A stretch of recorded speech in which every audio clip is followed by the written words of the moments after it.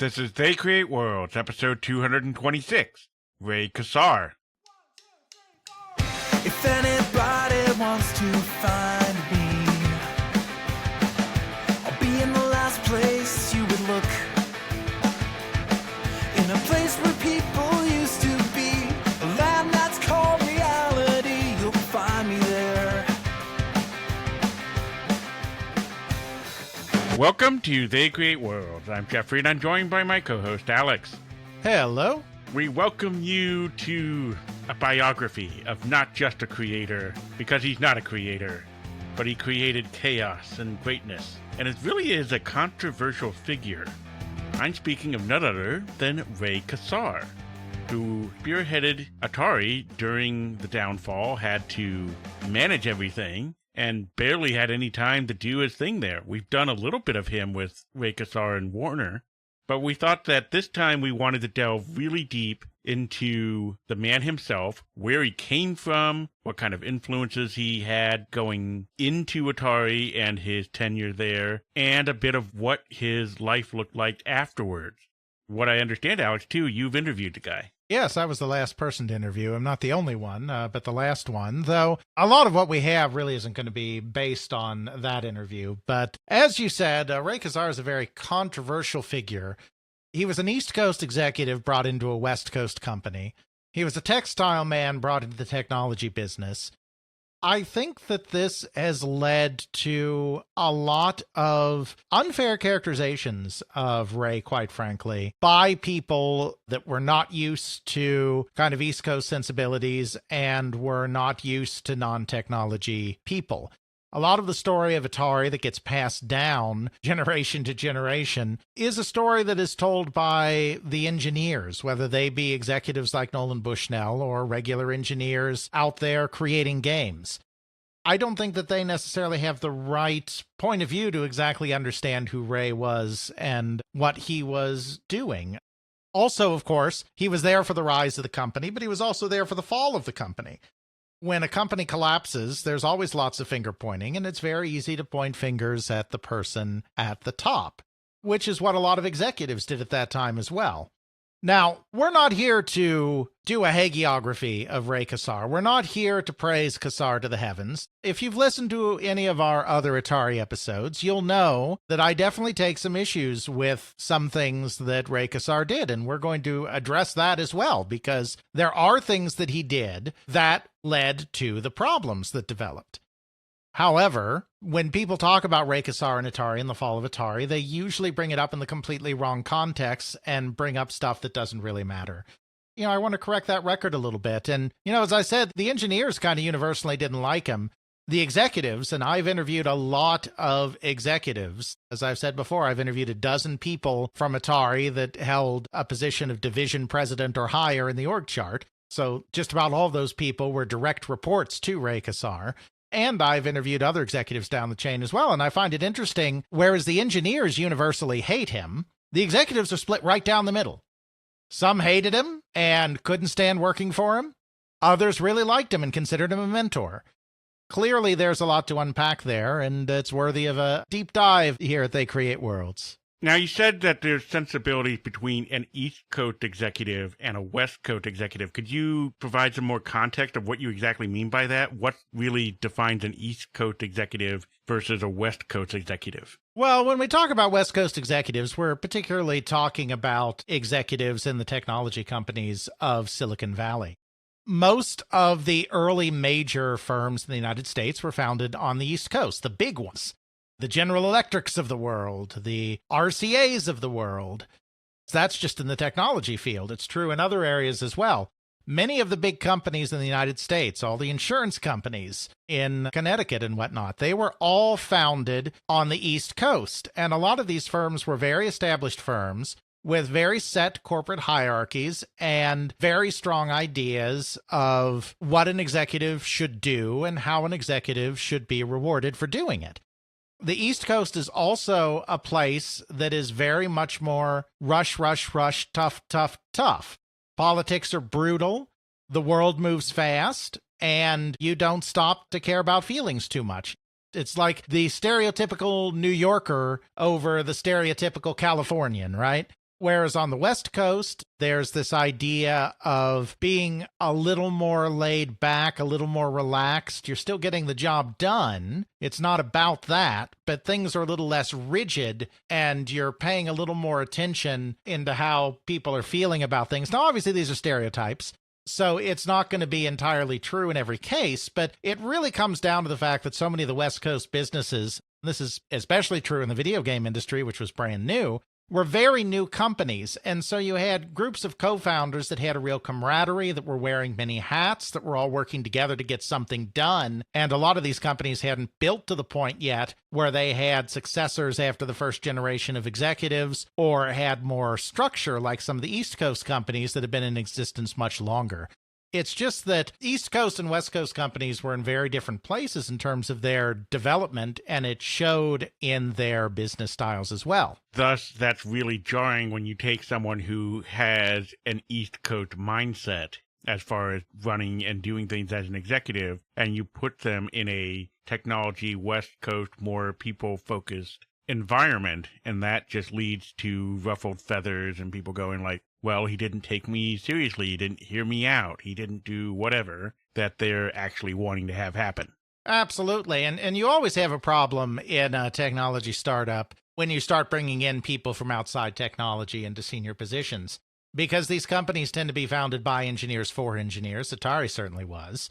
So you get a bit of a culture clash when you start having to bring in business people to interface with the engineers.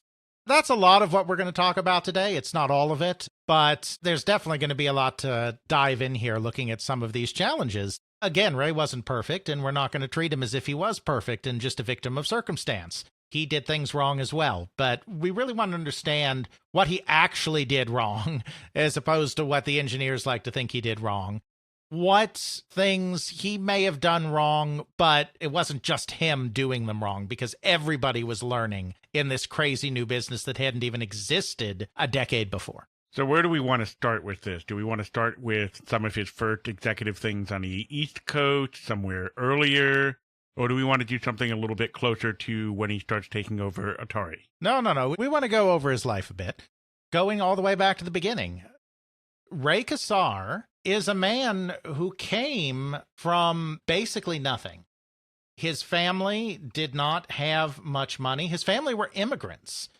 One thing that people don't realize, because if you just look at pictures of him, he comes across as very Caucasian looking. Ray Kassar is not Caucasian. Ray Kassar is of Assyrian descent, which is an ethnic minority in the Middle East. They are not Muslims, they're not Arabs either. Different ethnic group and also different religion. They're Christian, Assyrian Orthodox Church. He is a first-generation American. His father immigrated from the country of Syria.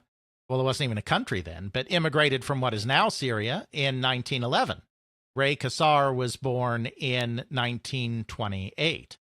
The family did okay when they first came over. His father, Edward, ran silk mills in New Jersey, where the family settled, but they lost everything in the Great Depression. His father, during most of his childhood, what he can remember of it, he was born in 28, the Great Depression started in 29, so this was basically his whole life. His father just did a variety of odd jobs in order to make ends meet for the family. He was not college educated. He was an immigrant. He'd lost everything, and he did whatever he could to support the family. He was a cab driver for a while. He took on other jobs to make ends meet. I think it's kind of important to kind of start there, because he was always considered such an aristocratic person, and there is some truth to that, I think, which we'll get into, but he was not born into money. He is a son of immigrants, non-European immigrants at that. Though, obviously, Assyrians are fair-skinned enough that they don't suffer from the same prejudices as certain other ethnic minorities in the United States at that time. Ray Kassar was super smart. This is another thing that we have to get to right away. He was a really smart guy. He entered university at 16 years old with a scholarship to Brown University, Ivy League school, good school. Because it was during the war, tail end of the war, The universities were doing accelerated semesters to get people through college and ready for the military faster, that he graduated in 3 years. So he graduated at the age of 19 in 1948 from Brown University with an AB in business. While at school, he ended up rooming with an individual named Robert Love. To all outward appearances, Robert Love was in even worse shape than Ray Kassar was. Kassar had to work his way through school. He worked 2 jobs. He was a tireless worker throughout his life. Everyone, even Nolan Bushnell at Atari, when asked about him, credited him with having a ridiculous work ethic. He worked a couple of different jobs to put himself through school, the big one being a switchboard operator. Got $25 a week for that, working a graveyard shift. As he put it in one profile that he took part in, he never slept. He worked like a midnight to 8 shift on the switchboard. He was high energy. He never slept. He was just working his way through school, doing school. Bob Love was always having to bum money off of him because he was making pretty decent money for a college kid there. He had enough to pay for his tuition and plenty left over. Bob Love was always borrowing money from him. In Kassar's own words, his clothes were always very raggedy, not well kept up. He seemed like a guy that was even worse off than Ray was. Until he was asked over the Christmas holiday, in what I suppose was 1947, I think, to accompany his friend Robert to his home in Florida. As Kassar told the story, at first he was like, well, I don't know. I don't have that much money. I'm not sure I can make this trip. He said that Bob kind of sheepishly replied, I think we can figure something out. That something was, of course, taking the corporate jet, because even though he was constantly broke and not well-dressed and everything else, Bob Love was the son of Spencer Love, the founder and still chairman and CEO of Burlington Industries. Little bit of a big deal. For those who don't know, like me, what is Burlington Industries known for? Textiles. You know the Burlington Coat Factory chain, right? At the very least. I do know the Burlington Coat Factory chain thingy. They like moving where they want to be in a strip mall all the time.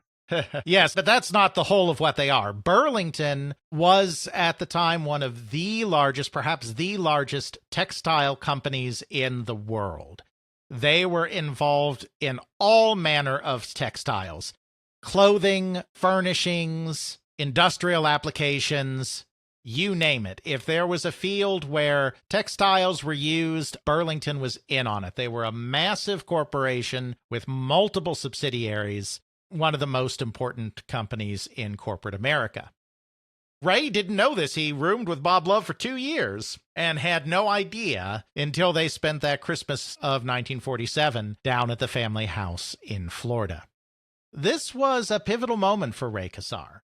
He was always very good at interacting with people, which is kind of funny to say because we're going to look at the Atari years, and half the complaints about him are going to be that he has no idea how to deal with people.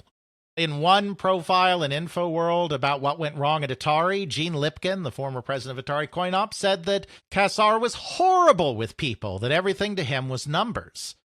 But when you look at his textile years and profiles of him in the newspapers during his textile years, one of the main qualities that was always singled out is how great he was at interacting with and relating to people. Again, I think we're seeing some of that East Coast, West Coast bias and difference sneak through because that was his strength. That was the thing that people admired most about Ray Kassar. And of course, it's something that was least admired by many of the people at Atari. I have some theories on that. We're going to come back to them, but just throwing that out there at this point in the conversation. Yeah, it's kind of hard to have that kind of dichotomy if you have someone who's a people person and people praise him for, hey, he's personable, I like working with this guy, and then you have this entirely different group of people going, he can't string 2 sentences together to say hi to me. Exactly. It's very interesting. And like I said, I'll get into some of why I think that is a little later on, but it is fascinating. So he fit in really well, even though he was not raised in luxury at all. And this trip to Florida was in the lap of luxury, believe me. both Bob, his friend, and Spencer, his friend's father, head of Burlington, were very impressed at how easily he integrated into that lifestyle that they were living there. And he wasn't putting on airs. It's not like he was pretending to be someone he wasn't. It's just that it didn't faze him. He was very comfortable adapting to that setting. And of course, he's also a friend of Bob, and he's at Brown, which is a very fine university. Spencer Love is immediately kind of smitten with him and says, when you graduate, you should come work for me at Burlington. Another guest for that weekend, because Spencer Love was a Harvard man, another guest that weekend happened to be the dean of Harvard's business school. Very fine business school. The dean was also impressed with Ray Kassar. So he said, you should really, after you graduate, come to Harvard and get your MBA. Yeah, you typically don't have people who are in that level of position saying, hey, after one meeting with you, I want you to come to my school because I see a lot of potential here. Yeah, he was a very bright young man. From the pictures I've seen, he was very handsome in his younger days. He was very soft-spoken and very smart. That combination just impressed everybody there. He walked out of that Christmas vacation with a job offer and a graduate school offer. Combine it together for all the money. Indeed. The dean of Harvard Business School didn't really want him to come straight out of college. He thought it would be better for him if he had a couple of years' work experience first. So basically told him, go work at Burlington, and then after a couple of years, come here for your MBA. I don't think they called it an MBA back then. I think it was just an MA in business administration, but it's what we call an MBA today for all intents and purposes. And we'll take care of you. So that's what he did. He spent 2 years working for Burlington as a trainee, graduated in 48, joined Burlington. Worked as a trainee till 1950. He was kind of sent around to all the various operations because, like I said, they're making everything, and they're doing the raw material processing. They're doing the finished product. In some cases, I think they're doing a little retail, though that's not their main thing. Their main thing is not retail. So they're like involved in every part of the chain with clothing, with industrial products, with furnishings, everything. So he spends 2 years basically as an apprentice floating around the company, various places. I think he starts in North Carolina, but moves on to other places after that. Very much the Japanese way of taking someone and have them be in every little section so they fully understand the full totality of the business. Exactly. In 1950, he takes a leave of absence, an approved leave of absence from Burlington, to go attend Harvard Business School. Graduates with his master's in 1952. At that time, there was still a draft, selective service in the United States, even in peacetime. So upon graduation, he did have to spend 1 year in the Air Force. He was not a grunt or an airman. They actually put him in charge of the Latin American branch of a mutual aid organization that the Air Force ran. So he was kind of working as an executive in the Air Force as well, so to speak. Did that for a year, and then came back to Burlington in 1954. He was very briefly an executive assistant directly to Spencer Love, who has been his patron and his mentor this entire time. After that, he is sent out into the world. He's sent to Gailey and Lord. These are all Burlington subsidiaries, of course, which was a cotton weaving company that they owned. He handled merchandising there. After that, he was appointed manager of the Industrial Fabrics Division. The very next year, he moved very fast. In 1955, he became the division manager and then the president of Burlington Narrow Fabrics. Then, in 1957, he became the president of Burlington Decorative Fabrics. He was just 29 years old at this time, and this made him the youngest president of a multi-million-dollar corporation in the United States of America. So definitely a lot of pedigree there and a lot of trust being put into him that, hey, this guy really knows what he's doing. We're putting him in charge of a subdivision as president to this multi-million-dollar company. Absolutely. Well, he was smart. He worked hard. He was just a compulsive worker. It turned out that he was really good at marketing. He had an eye for the fabric business, for fabrics and for design. As I said, he was actually considered to be a great people person, someone that related very well to other people.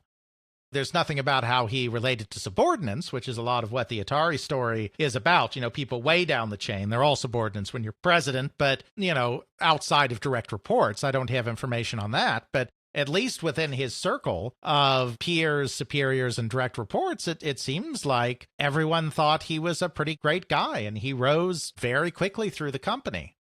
Just 2 years later, in 1959, he's brought into the parent company outside of the subsidiaries as an executive vice president and is put in charge of the home furnishings and decorations part of Burlington Industries, the parent company, becoming the youngest executive vice president in the history of Burlington Industries, which had been founded in 1922. So it had been around long enough by 1959 for that to mean something. This all came crashing down in 1962 when Spencer Love died suddenly and unexpectedly. Ray Kassar had been very close to the Love family. Ray Kassar had advanced very quickly through the ranks, which is not something that is typical at a big East Coast corporation with its rigid hierarchies and cutthroat politics. Outside of the people that worked directly with him, there was a real thought that perhaps Ray Kassar owes all of this not to his ability, but to the way he ingratiated himself with the Love family. If you have people who just want to sling mud and deal with politics, they're going to take that negative viewpoint. Absolutely. So when Spencer Love died and a new chairman and CEO was appointed, Ray Kassar was demoted because it was assumed, the talk around the office was that he had been promoted above his ability and above what he deserved because of favoritism rather than ability. At this point, we have to briefly talk about another thing that defines Ray Kassar that people are generally not aware of, but is not a secret. I want to be clear on that. We're not a tabloid rag here at They Create Worlds. I'm not revealing something that isn't already known. It's just not widely known. Ray Kassar was homosexual. So I have to wonder, and I have no evidence on this either way. I want to be clear on that. But I have to wonder if some of that grumbling about familiarity had something to do with the fact that Ray Kassar was homosexual. Well, we are dealing with a time in American history where any kind of homosexuality was negatively viewed and was used as a excuse to discriminate against people, especially anyone who you didn't like or were jealous of or whatever. Absolutely. It's interesting, the newspaper profiles of him at the time, of which there are a few, always bring up the fact that he is, this hotshot business executive and also an eligible bachelor. He was not married, and there was very much a reason for that, quite frankly. That's another thing I find fascinating. There's always talk about there needs to be more representation and diversity in business and representation and diversity in the video game industry. I don't think most people realize that Ray Kassar was a homosexual of Middle Eastern descent running the biggest video game company that had ever existed up to that point. Pretty interesting. Does check a lot of boxes. Ray Kassar was a very private person. He didn't really want people knowing about his private life, and we're not here spilling intimate details of his private life. Everything I know is stuff that's on the record. There's nothing, we're not doing a tabloid piece here. He was a very private person, and he, I think, was also a person that very strongly believed in his own intelligence and ability, which he should have, quite frankly, because he had those things. I don't think he would have ever wanted his personal life to be part of that story of his success as a businessman, because I think he would say that none of that has anything to do with anything. The important thing is that I, worked hard and applied myself and applied my intellect and had success in these roles. I don't want to make a huge deal of it. I mean, I really don't. But it's still worth saying because it's something about Ray Kassar that I don't think many people are actually aware of. Ultimately, it has no real bearing on his ability as an executive. Absolutely. 1962, he gets demoted by the new administration because he is seen as this ingratiator and this lickspittle rather than this capable employee. In his own words, he almost quit the company at that point. Because that's pretty rough when you know that everything you achieved through your own ability, and everyone around you is saying that's not it at all. He decided he couldn't do that because he couldn't let them have the last laugh. Because if he quit at that moment, then everyone would say, see, we were right.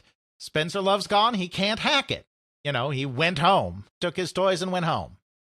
He stuck with it, proved himself all over again to the new administration. And by 1970 was back on top of the world again as executive vice president of home furnishings and heading the most profitable portion of Burlington's entire business.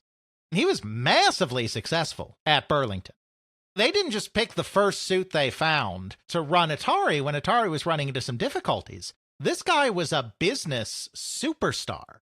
He was running the most profitable portion of one of America's biggest corporations, and he was doing it at a younger age than anyone had ever done it before at the company. And he rose up twice, proving himself twice. Yes, exactly. Because he was smart and a very hard worker, and he was good with people, which, as I said, with the Atari story is hilarious. But there are multiple accounts that attest to his ease with people. You don't raise up twice if you can't network and deal with people. Exactly. He was very charming.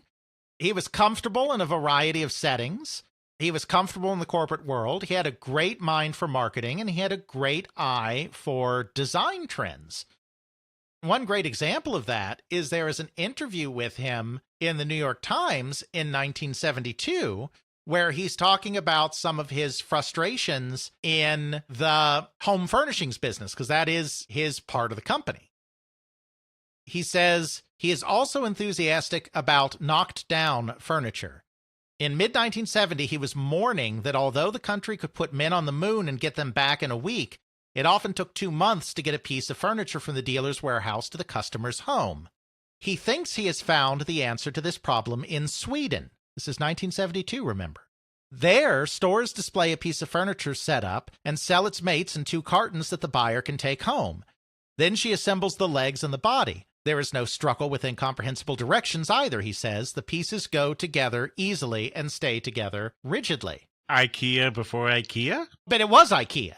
IKEA before IKEA was in the United States. So he was actually referencing how IKEA was actually doing things before IKEA started making all their stores ubiquitous here.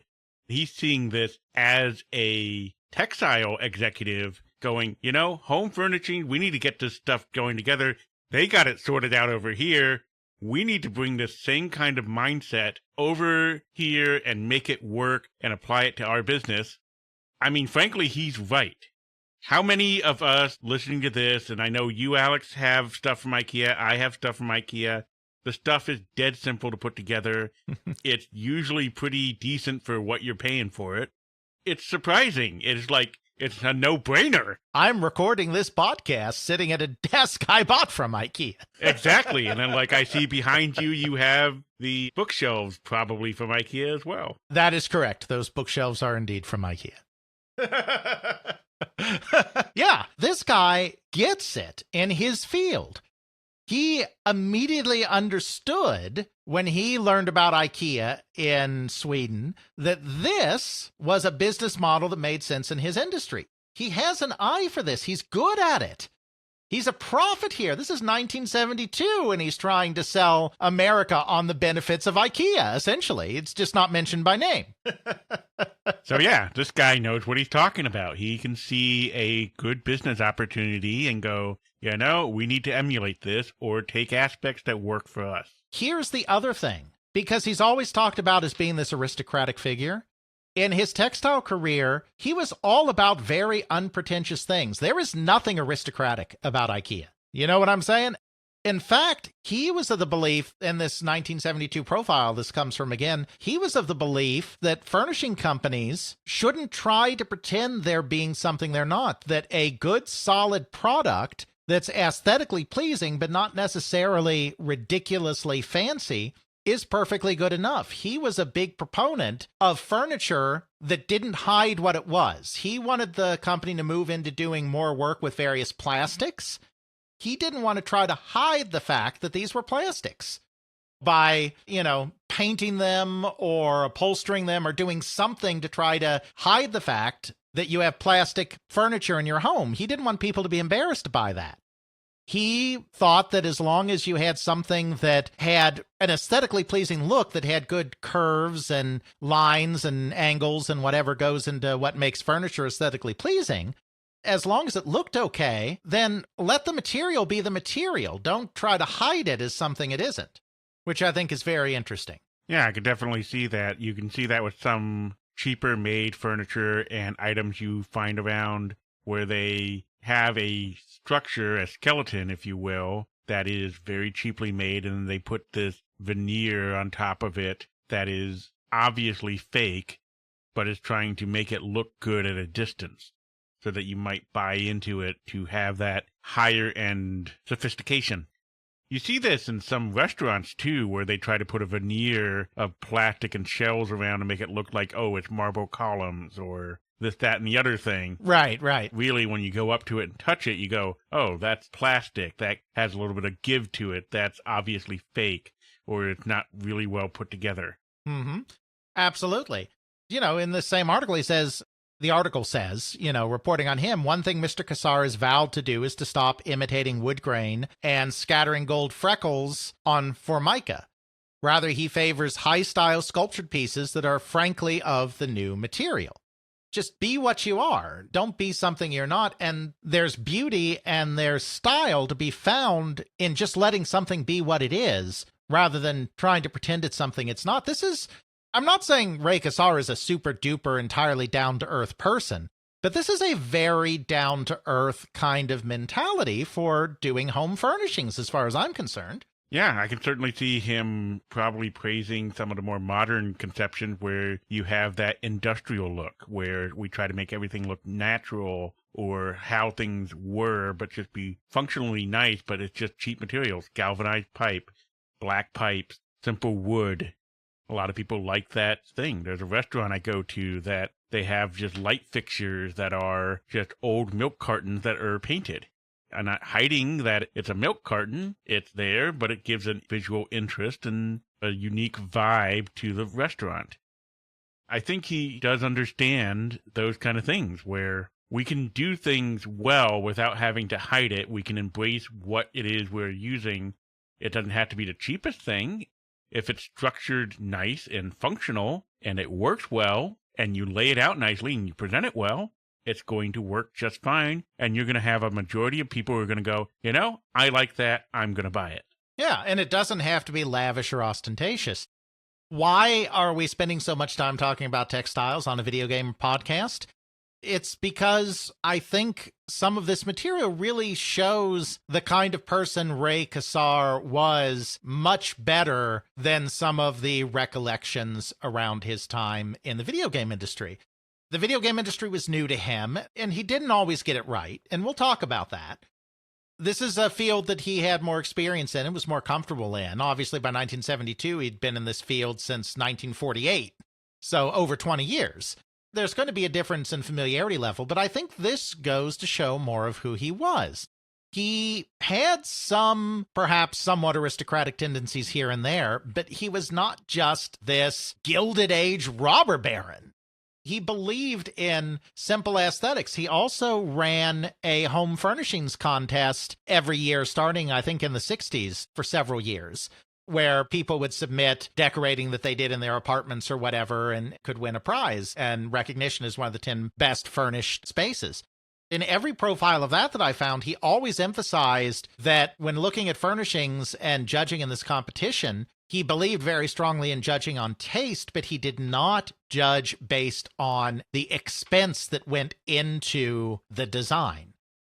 It didn't have to be all of the most luxurious goods, all the most luxurious things. He believed that you could find style at any income level with any material so long as you were using it appropriately for the medium and for the space the material was being used in. Burlington Home Textiles can be your partner in finding out what works well for you. Exactly. He did have a very developed sense of style as well. In fact, he tried to get people to think, instead of home furnishings, think of home fashions, because he saw dressing the home the same as dressing a person. You know, this is a bit of marketing because it's getting people to buy more of his products. He felt that people should change their decorating schemes every few years, which of course benefits his company if he can get people to do that. It's not entirely based on his aesthetic sensibility, I don't think. You know, this kind of shows who he was. He was relatable, at least in these circumstances. He had an eye for style and an eye for design, but not an eye for just being ostentatious for the sake of being ostentatious. He was a hard worker, and he was a very good marketer, which goes again back to his ability to connect with people, because you can't be a good marketer if you're not connecting to the people that you want to buy your products. Definitely a very good marketer, and he knows what he's talking about, at least when it comes to textiles. Exactly. He has a good thing going at Burlington. He's leading the most profitable part of the company. But again, he's the youngest guy. There are 3 executive vice presidents, I think, at his level, if I remember correctly, and he was the youngest by 10 years. He was the youngest by a decade. So in 1974, the top job comes open once again, and of course, as one of the EVPs, he is in the running for it. He is running the most profitable division of the company. He is passed over for the job. According to Dennis Groth, whom I've interviewed, who was the CFO at Atari, he was not at Burlington, so he was hearing this story from Ray, so it's secondhand. But even if the story's not true, it's still illustrative of the type of place Burlington was and the type of culture that these East Coast companies have. According to Dennis Groth, he was informed by a phone call that he would not be getting the job. They didn't come to him personally. It's just, you know, the new guy just called him from upstairs and was like, I got the job, you didn't. Bye. Something like that. I mean, I'm not quoting exactly. Very impersonable. Yeah, very impersonal. This time, it was clear to him that there was not going to be any advancement for him at Burlington Industries. He wasn't demoted again. I mean, it's not like the first time. I mean, everyone knew he was good at what he did, but he was young, he was ambitious, and it was clear that he topped out. Maybe in 30 years they'd let him have the top job at Burlington, you know. But they weren't going to let him have the top job now. So in 1974, he left the company and established his own company, R.A. Kassar Corporation, that worked on importing Egyptian cotton shirts and other clothing products from Egypt for sale in the United States.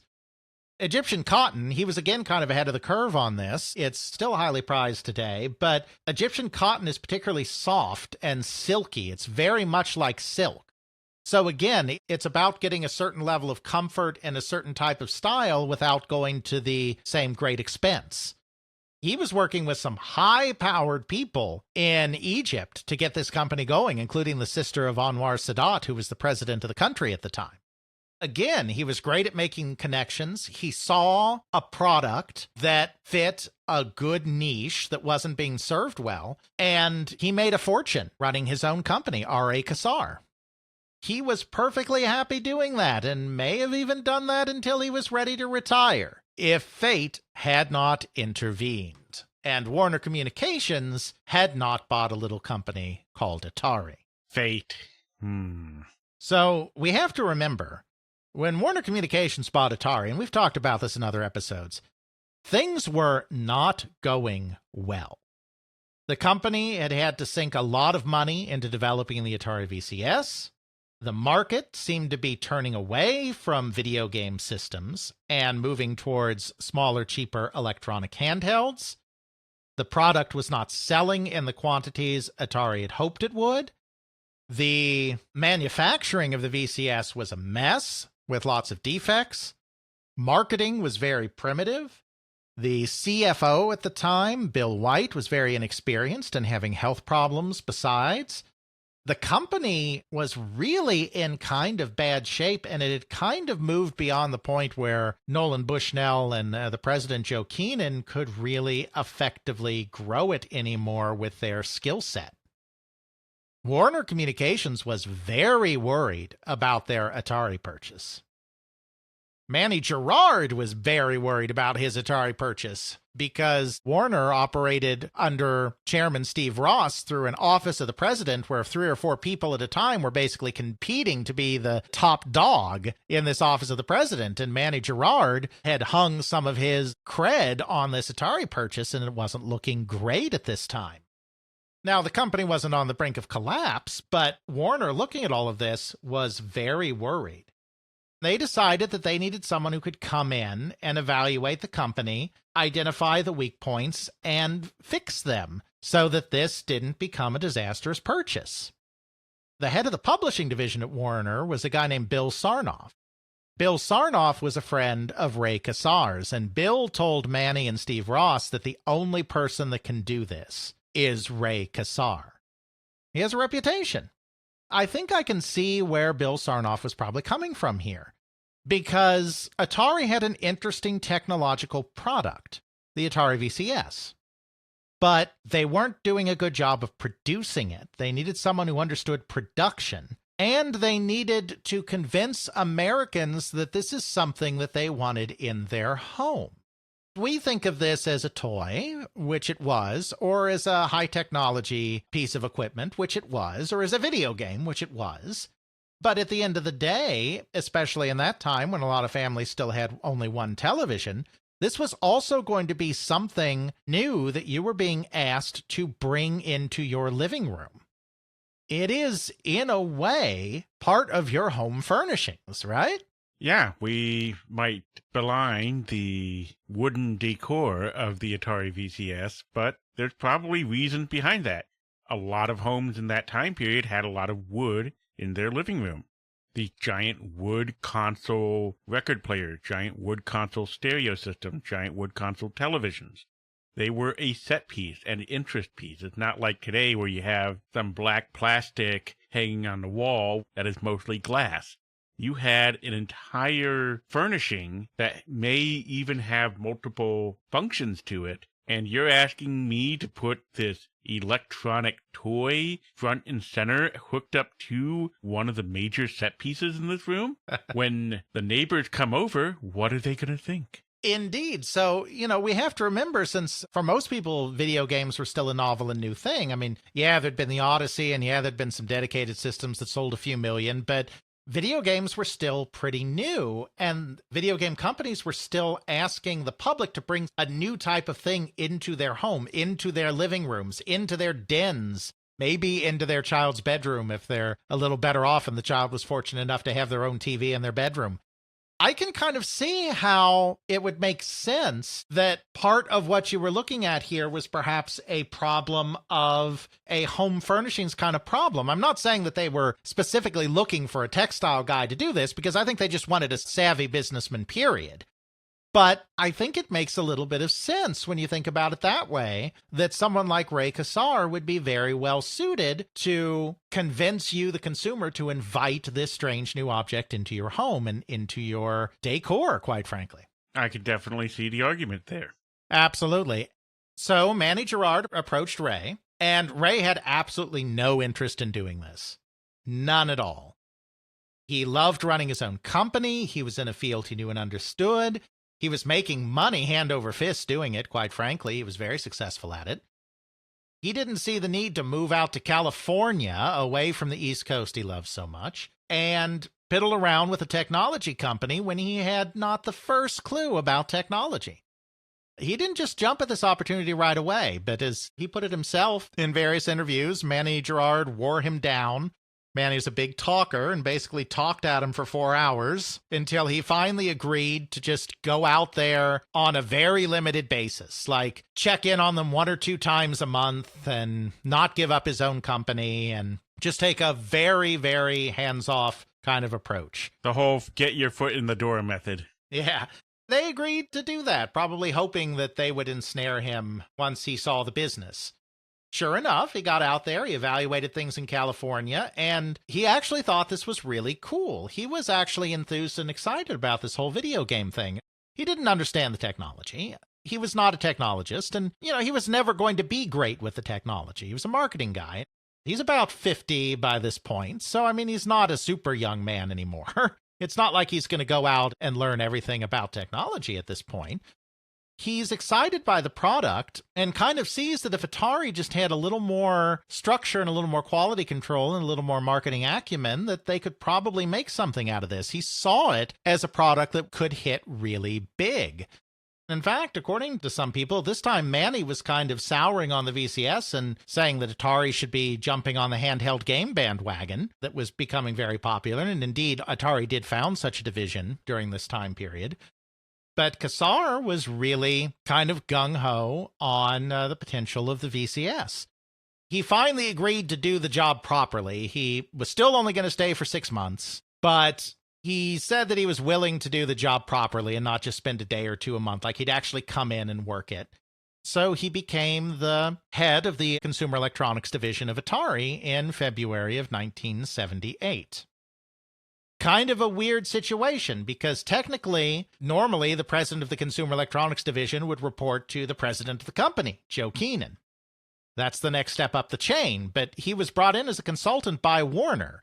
So Joe Keenan and Nolan Bushnell had no control over him whatsoever. He answered to Manny Gerard. He did not answer to the president of Atari, to the chairman of Atari. That already is going to ruffle feathers. Absolutely it is.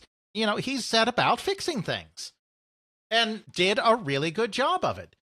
Dennis Groth started right before him technically, but the company got a proper CFO in Dennis Groth. He worked to get the manufacturing line overhauled so that not so many defective products were coming off the line. He did a really fantastic marketing campaign. He got them a real ad agency and did a really great marketing campaign with them. He really aggressively organized the sales force so that they would follow up on the advertising, and things went pretty okay in 1978. Now, it was still touch and go because retailers weren't ready to jump on board yet. We've talked about this in other episodes. 78 was not as big a year for anyone in home video games as they had thought it was going to be. So it was a bit touch and go as to whether this thing was actually going to work out. But it turned out that even though they didn't sell as much as they would have liked because retailers were not ordering very much, everything that they did move to retail was selling out. So the public was clearly interested. It was on the whole a success. Even though it was a rocky year, it was on the whole a success. So Manny and Steve Ross wanted him to stay on. He was happy to do that. He had kind of grown enamored with things a little bit, but only if he were in charge. He was not going to answer to Nolan Bushnell. So that's when Nolan Bushnell was pushed out of the company and Ray Kassar became the chairman and CEO of Atari at the very, very, very end of December 1978. You have to think about how this is. We as humans do not like when things change, especially in our jobs sometimes. Change is viewed as bad, or why do we have to do it this new way when the old way worked just fine? Guy comes in, he restructures everything, institutes a bunch of changes, doesn't report to the higher-ups, so people are already upset about changes, they're upset about the chain of command. Then he is responsible for removing beloved leadership and taking over that thing. I can certainly see that a lot of people at Atari would view him in a negative light. They would see, hey, he's the guy who made all these changes. He just talks to that Warner place all the way over there directly, and he just booted out Nolan Bushnell, who founded this company, and it's the heart and soul of what's going on here. Yeah, exactly. And, you know, is not a technology guy. Nolan Bushnell loved the engineers and he loved the engineering. He was constantly going down to the labs to see what the latest, greatest thing was that people were dreaming up. It was so bad that Al Alcorn and Steve Bristow, who were running various parts of engineering, had to stop people from following any crazy whims that Nolan Bushnell instructed them to do when he was down there. I mean, it was kind of detrimental in a way, too, but he loved the engineers and he loved the products. He was an engineer himself. He wasn't a brilliant engineer, but he had the degree. You know, everyone felt really valued by Nolan, who was just always enthusiastic. He was kind of a golden retriever, always enthusiastic, always eager, but quickly distracted by the next big thing as well. He was not a structure guy. He was a dreamer. In some ways, he was a visionary. And to a degree, he was an engineer, but he wasn't a structure guy. Atari had grown to the point where it needed structure. It had cool products. Now it needed to build them well and sell them well. It's just the nature of business. So they needed someone like Kassar. But of course, Kassar doesn't know the technology, isn't going to get excited in the same way about the technology as Nolan did. And the company's about to take off like a rocket. So it's not like he has time to interface at all levels of a company that's very soon going to have 10,000 people. Even Nolan wouldn't have been able to interface with everybody once the company reached 10,000 people. I mean, come on now. You definitely have that different mindset going on here. And he's placed in charge of this big company, and there's a lot of hurt feelings going on here. Absolutely. And there's also a lot of chaos because Atari is a fast-growing company. You know, I want to talk about some of these issues. We're not going to give a history of Atari under Kassar because we've done that. But I want to talk a little bit about Kassar's management style and how he managed and how he was perceived. I think a lot of the issue comes down to the way that his attention had to be pulled in many different directions and how hard it could be to truly connect with him. There's really no more summing up I need to do there. Let's just get right into it. Ray Kassar was a worker, as we said. I mean, even Nolan Bushnell said that Atari, he was there from like 7 to 7. You know, he was just working all day, every day. He was insatiably curious. He was doing his best to learn about this new industry he was in. Now, he was never going to learn about the engineering and how the products work. That's not the type of learning we're talking about. He's a businessman, so he's learning the business. But he interfaced all up and down the chain of command in an attempt to figure out what was going on in this crazy business that he had gotten himself into. This had both good and bad elements to it. It was good that he was interfacing with a bunch of different people and trying to keep his focus on the pulse of the company. But at the same time, a lot of people say that he was also a bit of a bottleneck, that most decisions had to run through him at the end of the day. This could cause real slowdowns and could cause real political situations. Atari did become very political while he was there. The people that love him tend to say that he was very engaged.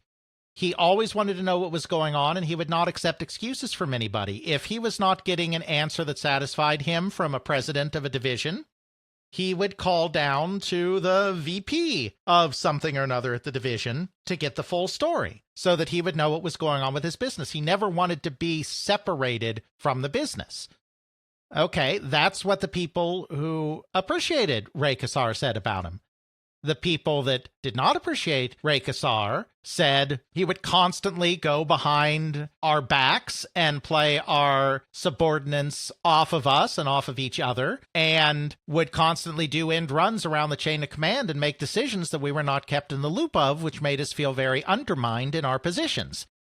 I've just described the exact same behavior in two very different ways, and these are both ways that this behavior was described to me by people that worked for him. One is in a very negative light, and the other is in a much more positive light of, hey, he's not getting an answer he wants. He's going to go and get it from the source directly instead of have this telephone game going on. While the negative people are going, he's not delegating correctly. He's not showing trust in his subordinates. We can't run anything because we don't have any autonomy. Yeah. That's a very stark difference in a way of phrasing, in a way of conveying the situation, that really probably the truth is somewhere in the middle. Exactly. That's what I think is so. And another comment that I got that I thought really unlocked things for me is I was talking to Don Kingsborough, who was in many VP and presidential positions at Atari over the course of the time that Kassar was there. You know, one thing that he said made it kind of really click for me. He was somebody who was impressed with Ray Kassar. He said that Ray was constantly striving to learn more about this business, which meant that he was constantly asking questions and looking for new insights, and was constantly moving from topic to topic and person to person. He said that that could sometimes cause Ray to come off as aloof because he's coming in, he wants to hear something you have to say about something, He listens to it a bit, maybe asks a question, I don't know, and then he's off to the next thing. So he could come off in those kind of interactions as very aloof. But if you actually had the opportunity to sit down and interact with him for an extended period of time, then Ray Kassar, the thoughtful, soft-spoken people person, would emerge. I can certainly see where you're coming from here. He's trying to learn the business. So he comes from 30 years plus experiences with textiles. He knows the business inside and out. He's being asked to come into a video game company, a new thing that no one's ever done before. He's got to learn things that have to do with manufacturing that he doesn't have to deal with in textiles. He has to learn how does the existing structure work? How do people interact? How do we source everything? How do we innovate? So on and so forth. He needs to be brought up to speed rapidly, very, very, very quickly. He has to think about how this all comes together, and he needs to get answers right now. He doesn't need to go and talk to every single one on a personalized basis. I need these answers now. You're the people who can give me these answers. You can't, President? Fine. VP, what is the answer to my question so I can understand the industry? You can't? Fine. Chief person who runs the line, tell me what's going on here. Gets the answer. Right. Okay, now I understand the structure and I can proceed on. It's the same kind of thing. It's sort of an impersonal thing of we're having a conversation, Alex, like you and I here about the podcast, right? Right. What's going on about Ray Kassar? We have this dichotomy back and forth. This comes across to people listening. It would be very different if we went about it like this. Alex, you did a research thing where you talked to Ray Kassar. You talked to him, right? Yeah, I suppose so. Okay, now, as you talked to him, you learned about a lot of things about his life, all that kind of fun things there. What kind of way did you communicate with him? Did you do that in person? Well, no, it was over the phone. Oh, over the phone. Okay, great. Now that we know what we have on the phone, and you're talking about him on the phone, and you're trying to get it, you had to obviously record that, right? You're doing that on a Zoom recorder, right? I recorded it, yeah. Okay, yeah, but how did you record it? Did you do that on your computer, tape thing? How did that work? It was Audacity, I think, recording the phone on speaker. Audacity. Okay, great, fine. Okay, great. And we had to record it. Speaker, great. What kind of quality with that speaker do you have there? It was just the ordinary phone speaker. I don't know exactly what kind of speaker it was. Okay, you don't know how the speaker works? Who do I need to talk to that's under your command, who understands who purchased your equipment? That Jeffrey fellow? I'm going to have to go talk to Big Jeffrey, Speaker Emporium now? Great. I'm going to go talk to that guy. As you can see, that kind of interaction there is going to be, it's very brash. It's very direct, to the point. I need this information now so I understand what's going on. That's really off-putting. I imagine you as a listener probably found that a bit off-putting.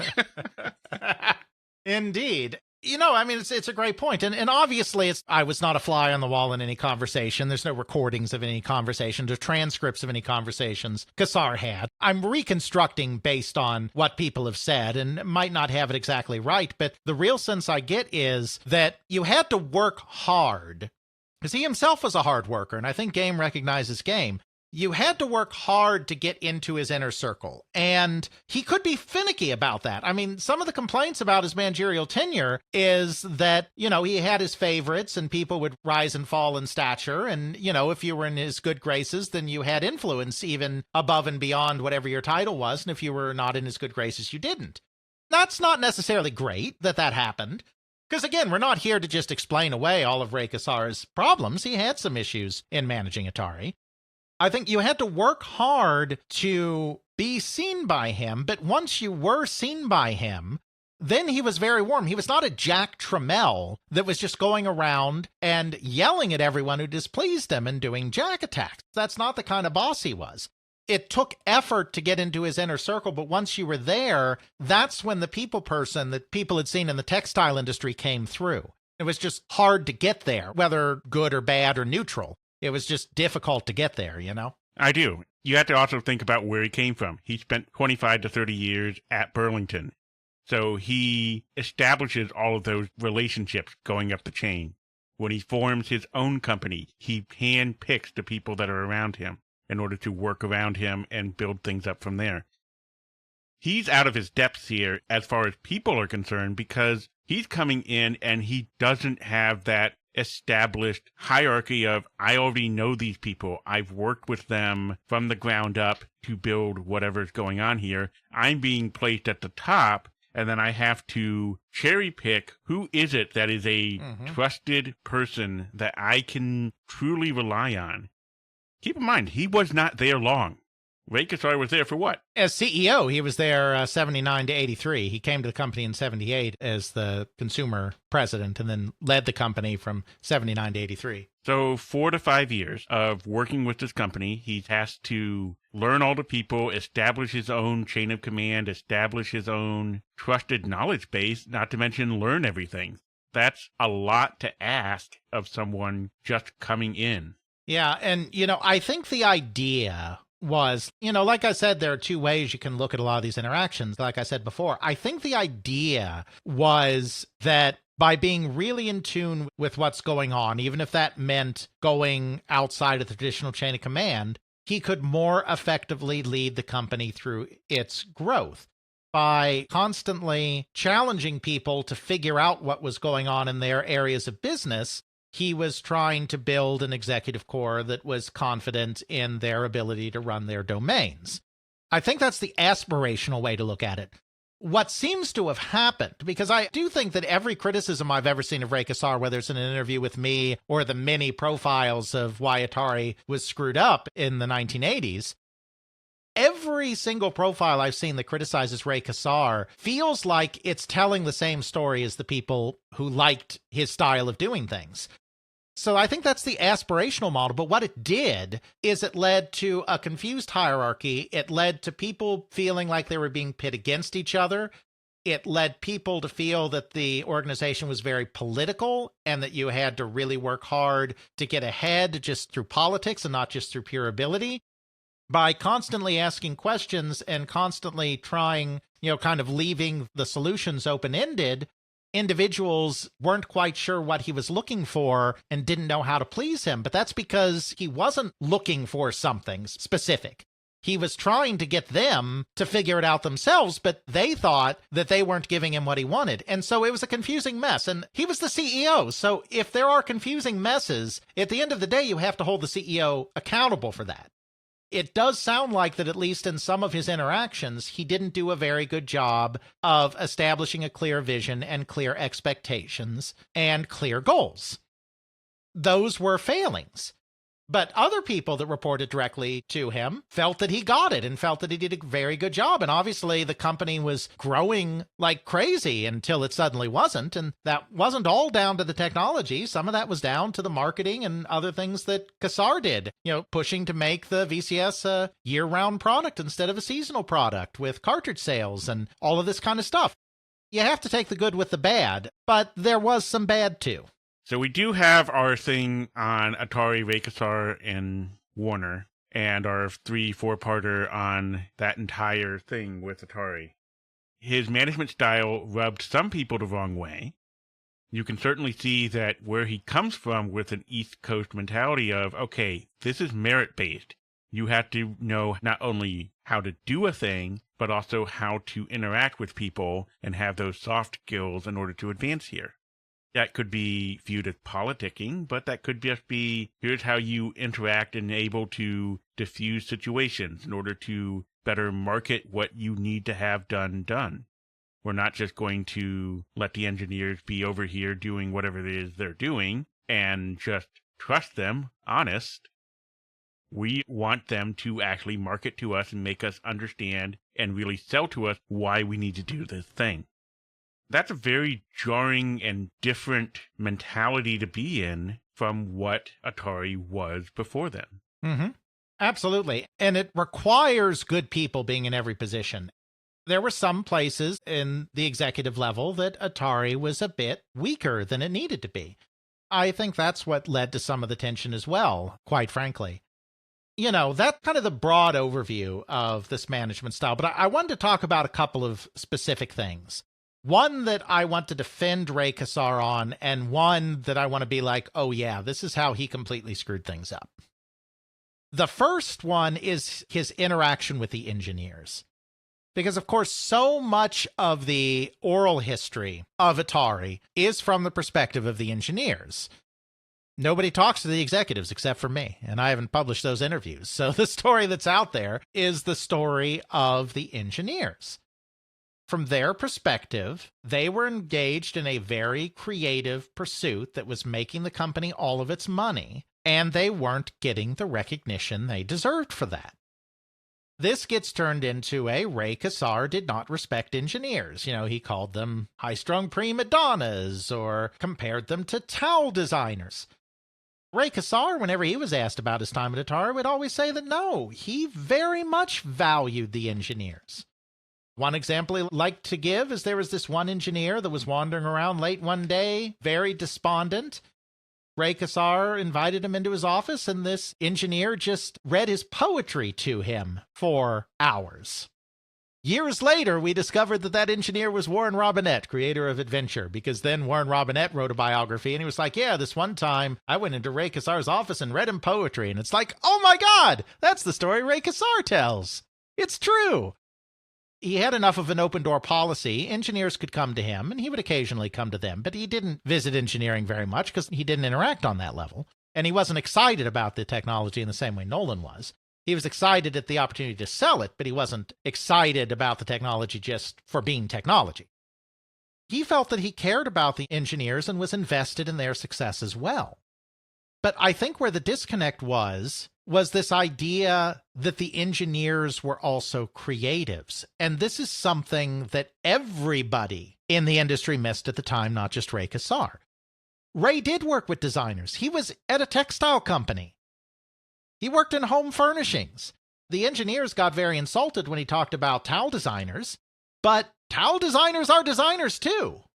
All design is to some degree creative, even if some design is more mundane than other design. You need to refresh those designs. Yeah. Those of you listening who are older, maybe been around a few decades, you may have noticed that how towels are designed have shifted over the years.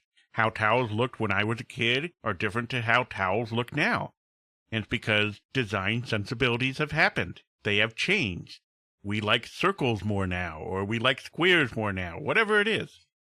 That person designing that towel is not an insult, even though the engineers took it that way. Comes back to a nice aphorism I like, which is, never attribute malice where incompetence can suffice. Exactly. So, Mr. Jeffrey. Yes. Personal question for you. Are you happy with your current towels? I am pretty happy with my towel. It works fairly well at drying me after showers or when I need to sop up the water bottle when it gets knocked over. So it's a good, solid towel that you would recommend to others.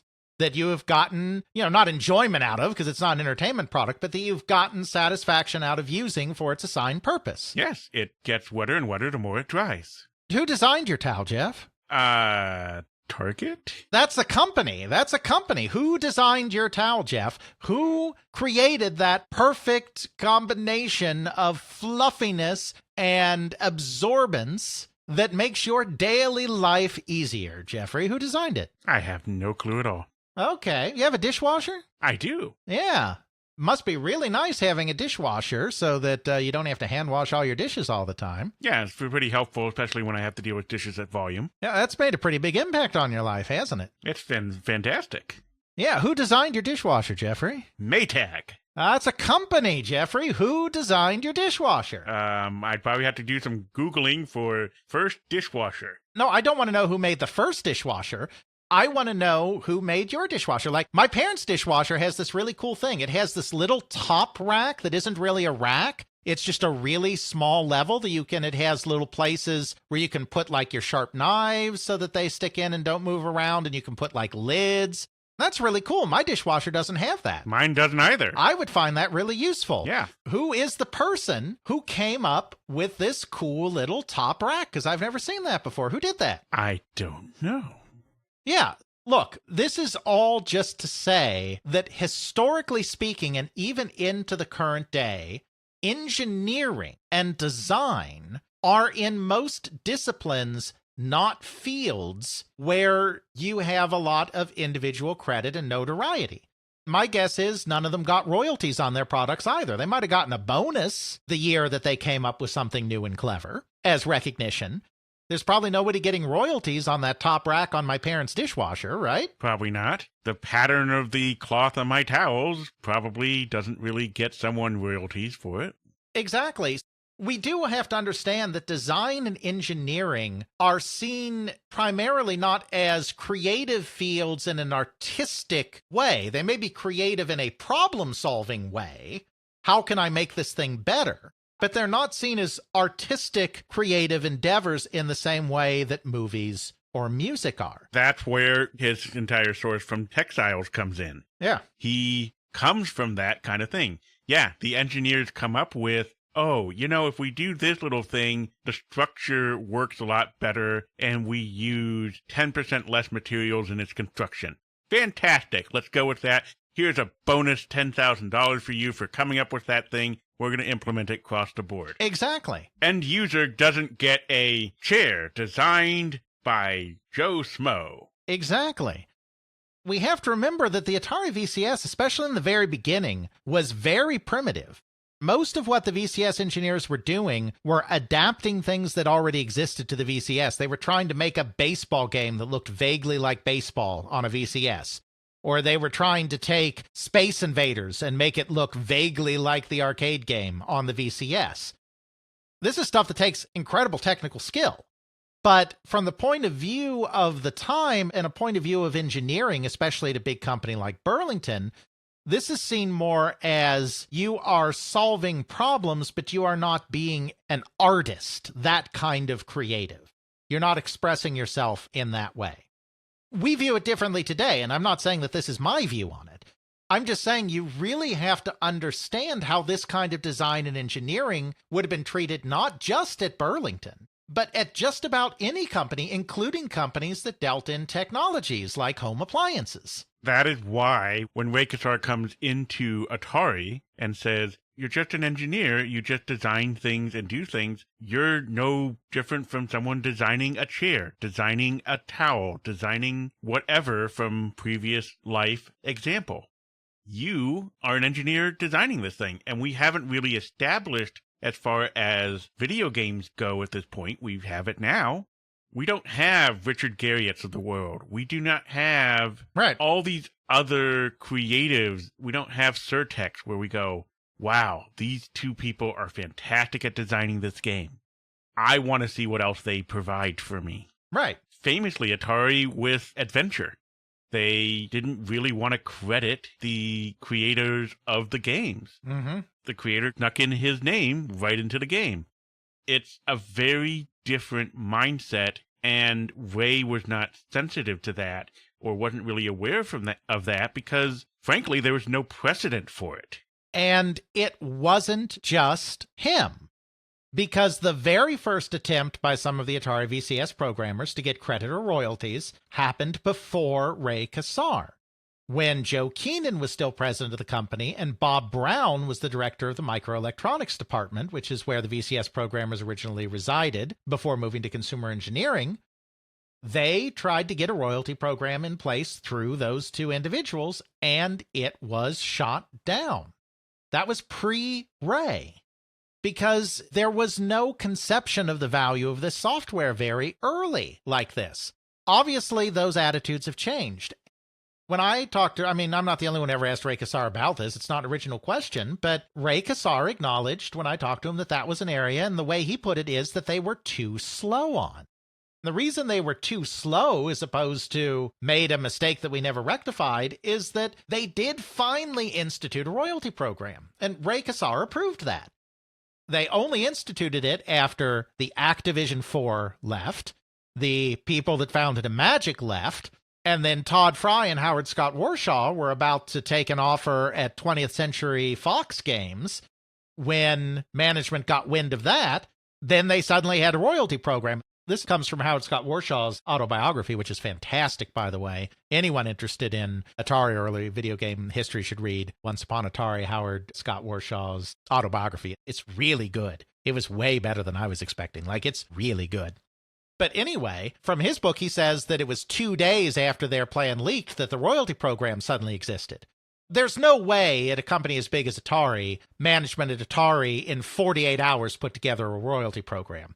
The fact that they were able to implement it so fast after learning that another defection was coming shows that they were already working on it. And then they were like, oh boy, we have to roll this out right now. The point is, they did get there. Should it have taken losing all of their best designers to 2 other companies to get there? Maybe not, but Ray Kassar did get there in the end. It's just, it was a completely different mindset, not just to the textile industry, but even to the consumer electronics industry, that these are creative people that deserve the same recognition as authors and musical artists and aren't just like towel designers or dishwasher designers. It's to Ray's credit that he even realized that this was going on and goes, we need to change this. Exactly. He figured it out and he changed it. I think he gets way too much of a bum rap for this part of things. Could somebody else have seen this? Well, sure, somebody else might have seen this. Hindsight 2020. Ray Kassar's only human. I'm not saying it wouldn't have been better for everyone involved if he hadn't figured this out sooner. It was a mistake, but it's not something that you should vilify him for forever and ever. He wasn't against the engineers, and he wasn't trying to repress the engineers. He just had to be educated through the somewhat painful experience of multiple defections as to the value. Once he understood the value, he changed his way of doing business. He's not really down on engineers or trying to dismiss them. He sees the values, initially takes the wrong approach, but goes, hey, I made a mistake. Here's a new program for this. Let's move on. Exactly. There's no doubt that Atari had over time become a weaker engineering company under Kassar than it had been under Bushnell. Perhaps if he had had more savvy managers in those areas, they could have hired and retained better talent and not had some of the problems that they had in the latter days of the company. I'm not letting him completely off the hook on the engineering end, but I don't want it to be his legacy that he just didn't care about engineers, looked down on engineers, saw them as nothing special, etc., because I think that that is a false characterization. Just want to try to set the record straight on that. Where he did screw up, and we talked about this in some of our recent Atari episodes, so I'm not going to go into this in detail here because we've talked about it, is that he did have his blind spots that did hurt the company. The big one was his confidence in their ability to market.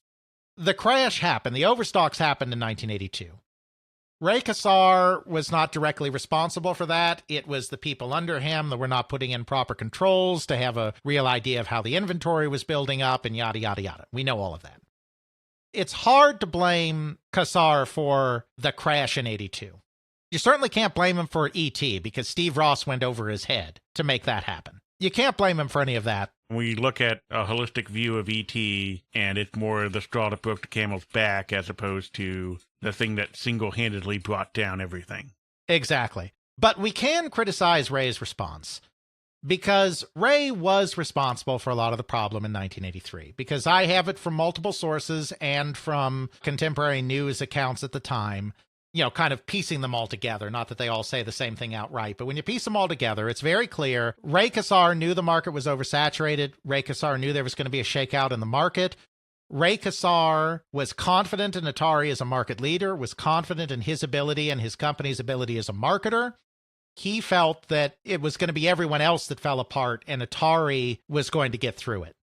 So instead of taking proactive steps to deal with inventory overstocks in early 1983, he decided to try to push through it and keep marketing things and keep dumping product onto the market. That was the absolute wrong thing to do in that circumstance. They couldn't market through it. There was too much inventory. They needed to start destroying inventory, coming up with a return plan that was as good as could be expected under the circumstances. It wouldn't be good for anybody, but at least mitigate the damage as much as possible with a return program. Write off inventory and just get the company through it. And instead, he continued to exacerbate the problem because when it was very clear that the tap needed to be turned off for a while, he just left the tap running because he thought that it was everybody else that would end up exiting the business and Atari would be fine. He made a really big blunder at the end, and it got him fired, quite simply. He lost his job over it. I think it's telling he was not fired in December 1982. He was not fired when the bloodbath of the holiday in 1982 was clear.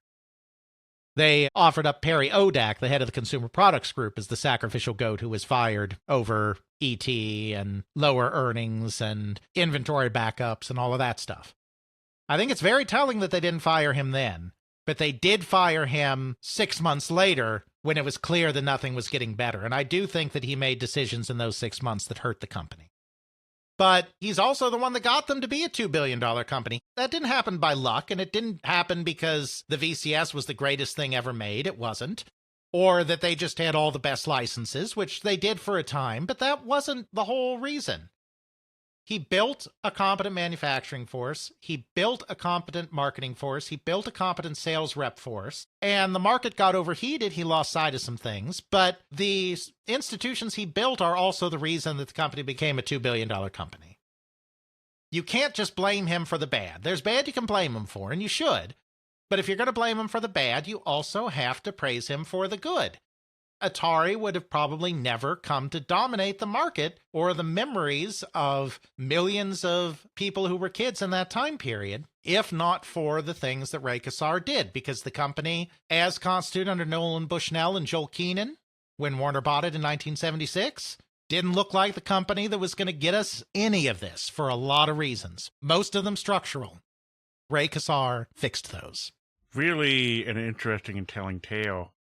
After he left Atari, did he go back to the Egyptian textiles, or did he retire? What did he ultimately end up doing? He basically retired. He had a 5-year non-compete, so he couldn't work in the same field immediately after.